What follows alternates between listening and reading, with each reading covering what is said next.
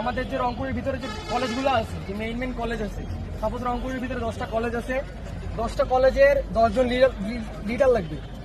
যেটা হচ্ছে তার কলেজ থেকে অন্তত 20 জন করে স্টুডেন্ট নিয়ে আসতে হবে, ছোট ভাই হোক বড় ভাই হোক ব্যাচমেট হোক। মেইনলি আমরা ফোকাস করবো ব্যাচমেট আনার, এটা হচ্ছে মেইন কাজ। আমরা যে আজকে একটা গ্রুপ খুলবো, 10টা গ্রুপের 10 জন, মানে 10টা কলেজের 10 জন মেম্বার থাকবে। 10 জন মেম্বারের কাজ থাকবে ছেলেপেলে নিয়ে আসা, সবকিছু হ্যান্ডেল করা, সে কয়জন নিয়ে আসতে পারবে।